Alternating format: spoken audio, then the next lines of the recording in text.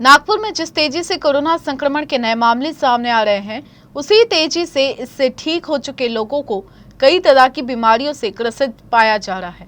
ऐसे लोगों को डॉक्टर चिकित्सीय परामर्श दे रहे हैं।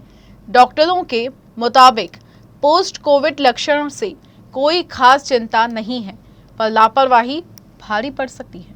नागपुर जिले में बढ़ते कोरोना संक्रमण के बीच अब पोस्ट कोविड मरीजों को लेकर भी चिंता बढ़ गई है। कोरोना से ठीक हो चुके लोगों को थकान, कमजोरी, सांस लेने में दिक्कत और ऑक्सीजन में कमी जैसी परेशानी से जूझना पड़ रहा है।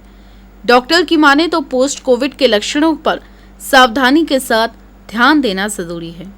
ये जो पोस्ट कोविड स्टेट है, it is a infection. Basically Covid is a infection. तो इन्फेक्शन के बाद वो जो कोविड का जो इन्फेक्शन है वो पूरे बॉडी को हिला देता है, ना कि सिर्फ लंग को। सो लंग जो है वो प्राइमरी इन्वॉल्व होते हैं, गला प्राइमरी इन्वॉल्व होता है। उसकी वजह से काफ़ी कुछ चीज़ें हैं जो पेशेंट को कोरोना से बाहर निकलने के बाद में भी गले के थोड़े से प्रॉब्लम में रहते हैं या लंग के प्रॉब्लम में रहते हैं। तो लंग के ऐसे कौन से प्रॉब्लम है जिसकी वजह से अपन ने बहुत ज़्यादा ख्याल रखने को होना पेशेंट के ऊपर में।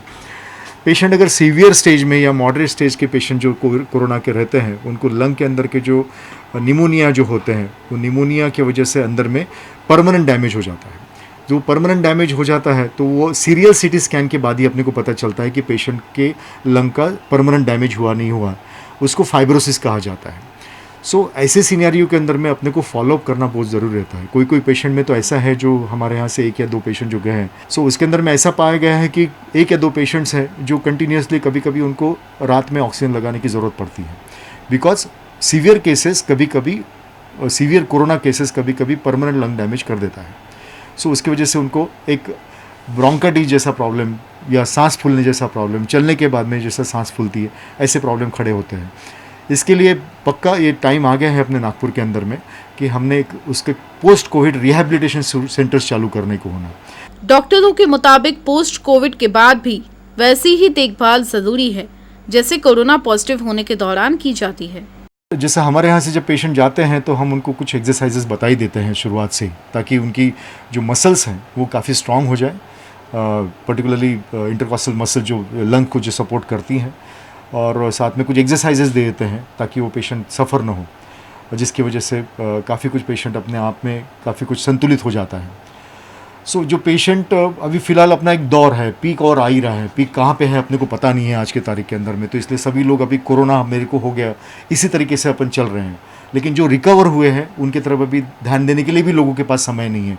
Basically all physicians who are doing the home isolation और उनके ट्रीटमेंट जो कर रहे हैं, तो other than the hospital stay, तो लेकिन फ़िलहाल उन्होंने इतना ही ये करने को होना कि एक बात समझने को होना कि पोस्ट कोविड होने के बाद ये नहीं समझने को होना कि अब कोरोना मेरे को एक बार हो गया तो बाद में होने की संभावना नहीं है।